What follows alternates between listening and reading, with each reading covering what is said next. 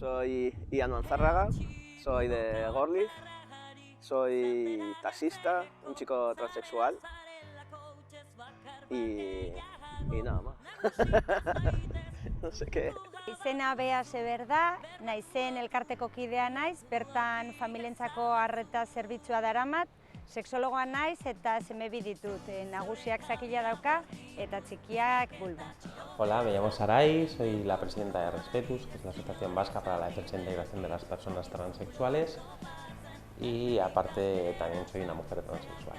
Kaixo, gaizka naiz, aldarteko kidea, badaramat aldarten 5 urte lanean, eta bertan egiten duguna da sexu genero aniztasunean, aniztasuneko alorra jorratu. Vale, pues hola, soy Alex Piñeiro, tengo 46 años, soy sexólogo y soy un hombre transexual.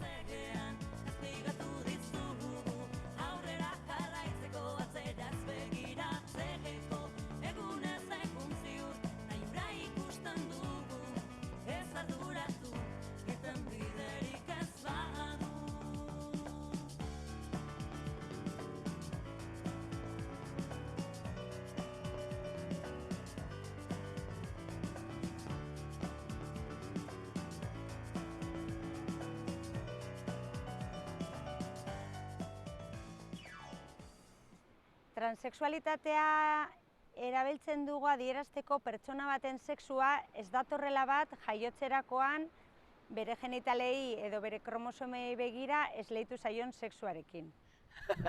La transexualidad, pues, es, hablando en plata, pues una putada. Una putada porque para ti y para tu entorno. Al final, tú piensas, al principio tu familia piensa que ha nacido, por ejemplo en mi caso, una niña, y yo a los 4 o 6 años yo ya sabía que era un niño, pero claro, te mirabas al espejo y no te sentías identificado con lo que veías en el espejo. Entonces ahí es donde viene el cacao mental que dices, estoy loco, ¿qué pasa? Porque claro, hace 10, 20, 30 años, yo tengo 48 y entonces no se conocía apenas aquí nada, se conocía algo de la transexualidad femenina, pero no de la masculina. Entonces bueno, luego ya en cuanto te das cuenta empiezas a cambiar y a ser feliz, que es lo importante, ser feliz. Transexualitatea definituko nuke, gaur egun sistema, bikotasun sistema batean bizi garen heinean, bi noranzko prozesu bat moduan definituko nuke. Batez ere, gaur egun sistema bitarra da, hau da neskak edo eta gizonak beste aldetik. Orduan, hori apurtzen duen prozesua dela esango nuke ni. Bueno, por la transexualidad, la verdad que las personas que somos transexuales, bajo mi punto de vista, es una putada, porque no se quiere ser transexual, se es transexual y no te queda otra. La transexualidad es una situación en la cual tú naces, por ejemplo, siendo niña, pero debido a que naces con unos genitales que no se asocian a las niñas, hay un médico y una sociedad que dice que en lugar de ser una niña eres un niño. Vale, hemen beti egon izan da horrelako eztabaida, generoa eta sexuaren arteko desberdintasun horretan, orain arte aipatu izan da sexua zera biologiko batetik eta generoa beste eraikuntza kultural batetik, ez? Eta, klaro, urteetan zehar ikusi izan da generoa eta sexua elkar lotura dutela, eta horrez gain, esan genezake genero barruan bebai nortasuna dagoela eta adierazpenak. Orduan, eraikuntza kulturala dela biak dira guretzako, baina bai orain arte egindako bai ikerketetan eta bai azalpenetan beti jarri izan zaiolako sexua genitalekiko lotura, zuzena, zera esparru biologiko mediku edo naturaltasun batetik, eta generoa izan da hitz hori genital horieikiko ematen zaizkion balore edo gainontzeko ezaugarri guztiak, ez? Badakigu generoa ezin dela eraiki eta pertsona transexualekin lan egiten dugun edo hurbil ditugunek badakigu eta eurek are gehiago badakigu hori jakin gabe ere hori ezin dela eraiki, norberak baino ez dakiela zer den eta generoa gero feminismotik erabili izan da gizarte zehatz batean ze estereotipo ezartzen diren adierazteko, ez? Sexua berriz zer berezkoa eta intimoagoa da, zerbait subjektiboa pertsona batek bakarrik baino ezin duena jakin, ez? Edo sexuaren prozesua, sexazio prozesu hori zeren bitartez gu ezberdintzen garen beste pertsona guztiengandik, ez? No. Bueno, no todos los transexuales sienten rechazo hacia sus órganos sexuales. La mayoría sí, porque es que no te sientes identificado con ellos. Entonces, yo la verdad que todos los que conozco más de 100 personas transexuales, o 200, la mayoría, o sea, no conozco a nadie que no se quiera operar, a nadie que esté a gusto con su sexo, vamos. Eta transexualek berein gorputzekiko batzuk bai errefusa hori sentitzen dute, baina ez da gauza orokor bat, ez da komuna. Beraz hor bebai aniztasuna dago. Eta ni esango genuke, eta guk aldartetik, uste baino pertsona trans gehiago badaudela non ez duten errefusa hori sentitzen. Eta horiek sentitzen dutena, kokatzen dutena bere burua, era zilegi batean, sistema bitar horretan, orduan, Pertsona transexualek haien gorputzarekiko daukaten harremana oso ezberdina da beste belaunaldi eta gaur egungo txikien artean ikusten dugulako azkenean euren genitalekiko errefusa hori zela ukatzen zietelako. Hau da, zu ez zara sarena daukasuna. Orduan horrek egiten die gorrotatzea, orduan ez dut hau izan naizena izan ahal izateko, ez? Orduan, lehendabiziko belaunaldi honi ukatu ez zaiena zer diren daukatenaren aitzakiarekin, ez daukate inolako harremantzarrik euren genitalekin. Ikusten dugu ondo bizi direla, beste gauza bat da, gero zelan bizi duten euren pubertaroan euren ezaugarrien garapena. Eta hor, gauza bera gertatzen da, bere adineko beste pertsonengan emoten den gauza bera, ez? Baina, berezkoa ez da genitaleekiko errefusa bat izatea. Hori da, esan zaielako, ezin direla izan direna, euren genitalen aitzakiarekin, ez? Sí, pues yo di el paso tarde, muy tarde, a los 38 años, hace 10 años, y me costó, yo sí, como os he comentado, sabía desde los 4 o 6 años, sabía que era un niño, y empecé ya, pues con 10 años empecé a ir a un psicólogo, me mandaron a un psicólogo, me trataron ya de identidad, de trastornos de identidad en aquellos momentos. Los psicólogos tampoco sabían mucho, psiquiatras infantiles, y a mí lo que me decían era déjate pelo largo y ponte faldas. Entonces yo lo intentaba porque era un médico lo que te decía eso y claro, yo venía a casa, lo intentaba, pero me volvía mi cabeza cada vez estaba peor, porque no era lo que yo me sentía disfrazado, no me sentía yo. Y bueno, hasta que luego pues empiezas a tener problemas. Yo en mi caso personal tuve bulimia nerviosa, tuve mucha depresión, tuve un intento de suicidio, todo a raíz de eso, de que yo no era yo, entonces yo no quería seguir viviendo así. Vale, la primera vez que lo dije fue con 4 años en casa, pero también estamos hablando de unos tiempos en el que la televisión era blanco y negro, no había internet, mis padres eran mayores, me tuvieron de muy mayor y claro, no entendían nada de lo que les decía, entonces yo insistía hasta que llega la pubertad y entiendes que no puedes seguir diciendo que eres un niño porque nadie te cree. Entonces me callé, oculté, hice mi vida como Ares, pero sin dar ningún paso, simplemente independiente a los demás. Y a los 32 fue cuando decidí, hasta aquí hemos llegado, y me planteé y dije, yo soy hombre y si no soy hombre no quiero seguir viviendo, no soy feliz. Y fue cuando di el paso y empecé a decirlo claramente y a empezar mi proceso. Cuando fui capaz de vencer a mis miedos. Me tiré muchísimos años creyéndome que ser una persona transexual era ser lo que me estaba mostrando la tele. Lo que mostraba la tele en aquella época no era precisamente ni bonito ni nada positivo. Y yo siempre decía, no, yo no soy eso, yo no puedo acabar así. Y eso a mí me generó muchísimos miedos en el sentido de pensar, voy a perder a mi familia, voy a perder a mis amigos, voy a quedarme sin trabajo. El día que consigues vencer todos estos miedos y te pones delante de ellos y les dices, vale, si os convertís en realidad, soy capaz de seguir adelante. Ese día es cuando puedes ponerte delante de la sociedad y decirles, oye, soy yo.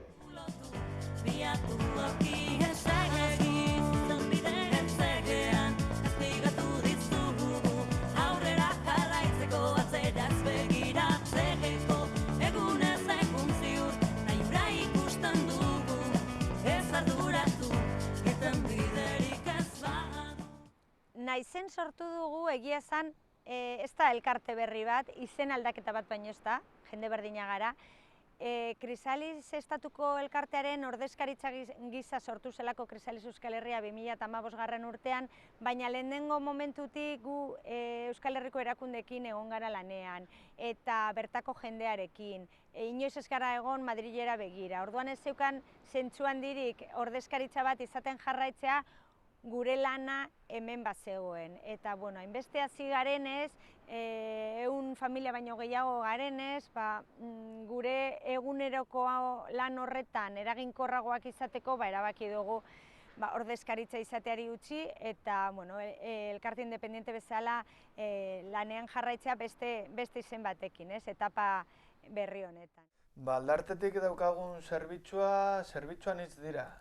Gure web orrian oso ondo azalduta daukagu, eta horrez gain, esan genezake, badaukagu elkar laguntza taldeko zerbitzua, batez ere dela esparru psikosoziala lantzen dugu, hau da, norbera izateko esparru segur bat, non kontatxera beren bizipenak, gertatutako kontuak, nola adierazi izan du, nola ez, ze beldur dituen, edo kontatxera, edo norbait konturatxera, edo bizipen horretan zelako onurak ekarri dizkion, gainontzeko edo berdinen arteko, edo antzeko pertsonen, edo batez ere LGTBI kolektiboan kokatuta dauden pertsona horiei, artean nola bizi izan duten beharien esperientzia, kontatxera, elkartrukatxera, elkarra artean esandakoen gauzetan, hor influentzia positibo bat izatera, eta horien bitartez autoestima, konfiantza eta hainbat alor jorratu. Gero bebai badaukagu orientazio legala, hau da, adibidez, pertsona transentzako orientazio legal hori izan daitekena nortasun agirian nola izena aldaketa burutu, edo bebai badaukagu LGTBI kolektibo osoarekiko bebai orientazio psikologikoa. Eta, bueno, hau orientazio legala eta psikologikoa, bai LGTBI kolektiboko parte diren pertsonentzako, zein bere inguruari eskaintzen diogu, bai, hau da, ume homosexual, lesbiana, zein trans baten gurasoak, adibidez horrekiko bai egiten diogu harrera, egiten dugu orientazio lanak, eskoletan irakasle zein orientatzaileak bai, edozein kasu agertzen denean, edo LGTB-fobia kasuren bat, edo justo konturatzen dira gazte trans bat dutela, horren informazio faltan daudenean, gugan etortzen dira formazio bila eta informazio bila, bai sentsibilizazio lan egiten dugu, jendarte mailan, eta pizkatu lan hitz egiten dugu zentzu horretan. Elkartea sortu zenetik, Krisalis Euskal Herria moduan, oso argi eduki dugu batez ere familien sare gisa, elkarri babesa emoteko sare gisa egin behar genuela lan, ez? Azken finean, transexualitate egoeran dagoen aur bat daukasunean, pediatrara soaz ez dakit zebez, ikastetxera soaz ez dakite zebez, ez daukazu non jaso informazio zehatza. Orduan, zure bidea egin duenarekin hitz egiteak eta zure pausoak lehenago eman dituenak azalduko dizu hobeto, zelan egin, zelan jokatu eta batez ere entzungo zaitu, zure negarrak ulertuko ditu eta babes hori sortzeko sortu genuen. Gero hortik aurrera egokitu zaigu erakundeekin borrokatzea eskubideak lortzeko, egokitu zaigu formakuntzak, hitzaldiak eta orokorrean gizarteratzea baita komunikabideen bidez ere. Egokitu zaizkigu hainbat gauza, ulertzen dugulako errealitate honek topatzen dituen oztopo gehienak ezjakintasunatik datozela, ez? Baina beti ere jarraitu nahi dugu familien arteko sare gisa funtzionatzen. Bueno, está un poquito más informada ahora la sociedad. Todavía falta porque hay mucha gente que sigue pensando que es un capricho, que pues eso, que yo a la gente esa que piensa que es un capricho pues le diría que maldito capricho, ¿no? Porque, vamos, yo nunca he querido estar mal, ni estar triste, ni todo lo contrario. Ahora, bueno, la sociedad empiezan, pues ahora cada vez hay más niños transexuales, hay asociaciones de aitas y amas, entonces, bueno, hay mucho más apoyo y mucha más información. Ahora es mucho más fácil para los niños. Yo la primera vez que estuve en un congreso en Valencia hace unos años y oí a una madre hablar de su hija, o sea, se nos saltaban las lágrimas a todos los que éramos transexuales de 30 y pico, 40 y pico años, decíamos, jo, si esto nos hubiese pasado a nosotros, ¿no? Una madre luchando porque decía que su niña era niña y los genitales con los que había nacido, o sea, no le importaban, porque si su niña decía que era una niña. Y esa lucha, que yo sí luego la he tenido, pero claro, yo la he tenido ya con 38, 40 años. Pero ya que te afirmen desde tan pequeño, pues es mucho más, o sea, mejor, vamos. Ezagutza nahikoa ez dakit, kasu gero eta kasu gehiago ematen ari direla, bai. Eta horrez gain, daukaten ezagutza, bai egia da azken urteetan, landuz joan dela eta bai Eusko Jaurlaritzatik, zein gainontzeko LGTBI erakunde edo elkartetatik, horren inguruko lana, egindako lan guztia, horretaz bai influentziatu dira, horretaz edan izan dute eta horretaz ikasi izan dute, bai. Orduan, bueno, badaukate, bai egia da jarraitu behar dela egiten, egia da, badaudela protokolo txoren bat eta horrela, baina, bueno, beti dago dena hobetzeke eta aurrera jarraitzeke. Orduan, bueno, bada zerbait, badakite zerbait, baina bai eskola asko etortzen dira informazio bila, bai nola landu gaia ez dakit ze umekin, gazteekin edo nerabekin, nola landu gaia irakasleen artean beraien egunerokotasunean aritzeko, eta horrela bai bilatzen dute horrelako informazioa. Cambiar las ideas cerradas.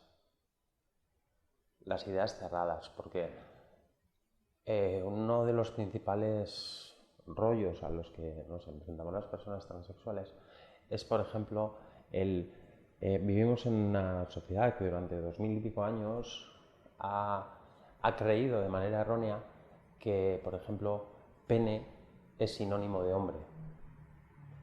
Entonces, el decirle ahora a gente que ha estado miles de años creyendo esto, que no todas las personas que tienen pene son hombres, ni todas las personas que tienen vulva son mujeres, hay mucha gente que no tiene la capacidad de aceptar esa realidad.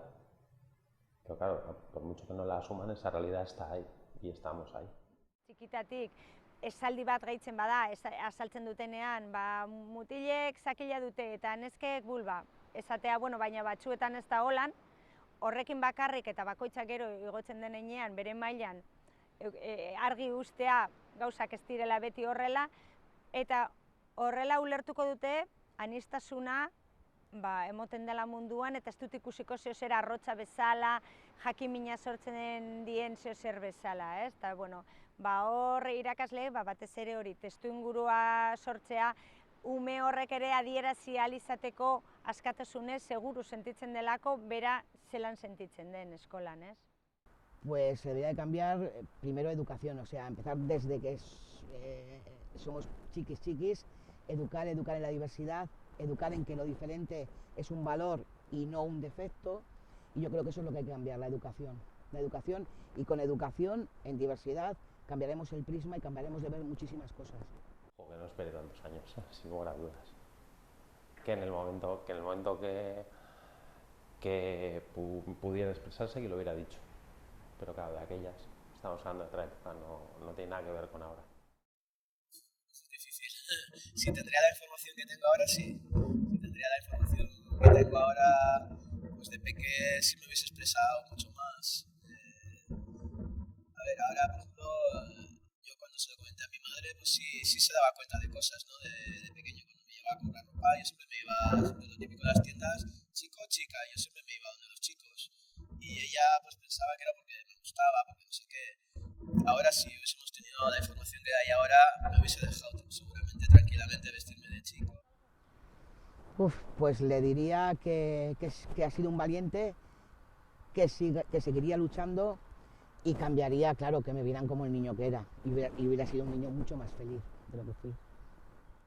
Ez dakigu pertsona transexualak jaiotzez edo txikitatik edo ze prozesuaren eraginez egiten diren, dakiguna da neskak eta mutilak berdin izan daitezkela zakilarekin edo bulbarekin, hau da, ezkerrarekin idazten duen batek berdin ikasiko du idazten, eskuinarekin ikasten duena, berdina, ez? Baina ezkerrarekin, hemen ere identitatearen prozesua berdina izaten da, eta normalean aurrek 2-3 urteren bueltan badakite non kokatzen diren munduan. Gero, lehenago ere esan dudan bezala, bakoitza joango da beren identitatea eraikitzen beste elementu askorekin, baina autosexazio hori berdin emoten da, eta 2-3 urteren bueltan gehienek badakite. Transexualitatea edo pertsona transen egoera bakarrik ez moduan, hau da, LGTBI kolektiboko egoera etorkizunera begira, hobetzeke dagoela ondino asko, nahiz eta lege nahiko izan eta onarpen, jendarte mailako onarpen sentsazio bai izan, gero egunerokotasunean lantzen jarraitu beharreko kontua da, bai eskoletan, bai kalean, bai lan esparruetan, bai familiaetan. Orduan, lantzen jarraitzeko kontua den gai bat da. Orain arte bai egindako ibilbide guztia goraipatu behar da, gogoratu behar dugu, eta bere garaietan hasi izan zirenengatik, gaur egun bagara, ez? Eta zentzu horretan aurrera jarraitu, eta gero eta LGTB-fobia kasuak bai saiatu ekiditen, ez bai bakarrik LGTBI kolektiboa dauden artean, baizik eta gainontzeko jendarte mailan horrelako kasuak bai arbuiatu eta izango genezake gaur egun feminismoak zeharka lantzen ari diren gai bezala LGTB kolektibo gaia bai lantzea. Eta uste dut bi gai horiek zeharka landu eskero era paraleloan eta beti ere hobetzera begira uste dut gero eta mundu justuago bat lortzera bidean gaudela. Falta da, baina, bentsat bidean bagaude eta hori bai posteko da. Pues, no sé, cambiar, no sé, yo creo que es el tema de la información, el tema de la integración, pues de que haya más gente transexual que quiera decirlo, ¿no? Por ejemplo, que sean visibles y decir yo soy transexual, pero sigo siendo un chico normal, y yo soy transexual y sigo siendo una chica normal, y esa gente, aparte de decir transexual, pues que ejerza pues como actores, como deportistas, o sea, que se normalice, que haya gente transexual en todos los ámbitos de la sociedad, porque realmente los hay. Otra cosa es que la gente se esconda un poquito una vez de hacer la transición. También respeto a la gente que no quiera decir que ha sido transexual, pues también tienen su derecho a no decirlo. pero bueno, ayuda mucho. A mí sobre todo en su día me ayudó gente que decía yo soy transexual y te ayuda, porque son iguales que tú, entonces ves que te ayudan. Y bueno, sí, dentro de 20 años, pues eso, me gustaría que esté mucho más normalizado todo. Que haya lo mismo gente, chicas, chicos, gente transexual, ejerciendo cualquier trabajo y cualquier puesto. ¿Qué le pido al futuro? Te iba a decir, no sea necesaria, pero no sea necesaria yo, no. Que no sea necesario el trabajo que hacemos ahora. Porque a día de hoy todavía hace falta ese trabajo. Sí es cierto que hemos avanzado mucho, que no tiene nada que ver con cuando nosotras y nosotros éramos chiquis o éramos adolescentes, y que los chiquis y los adolescentes de ahora tienen el apoyo de los padres, tienen todas las leyes a favor, o sea, no tiene nada que ver con aquello, pero sí es cierto que a día de hoy todavía existen situaciones de bullying, situaciones en las cuales te encuentras con gente que no tiene la capacidad de entenderlo, y no tiene la capacidad de entenderlo porque hay una falta de conocimiento sobre el tema. Entonces, a mí sí me gustaría llegar a ese punto en el que no haga falta el que estemos trabajando para que se nos acepte como integrantes de esta sociedad al mismo nivel que el resto. No sé cómo explicarlo, no sé si lo explico bien, pero o sea, yo creo que esa sería como una meta, como un sueño de futuro, ¿no? Pues la veo bastante más avanzada y me gustaría verla, que nadie tenga que dar una explicación, que nadie tenga que seguir luchando ni sufriendo, y sobre todo que nadie se quede en el camino por ser una persona transexual. Sobre todo eso, que nadie se quede en el camino y que todo vaya fluyendo y que nunca más tengamos que pasar dificultades ni nada de lo que hemos pasado mi generación, la anterior, y todavía hay gente que la sigue pasando. Yo me aislé hasta que a los 38 encontré lo que me pasaba y ya entonces ya vi mundo y ya soy feliz, ya sí.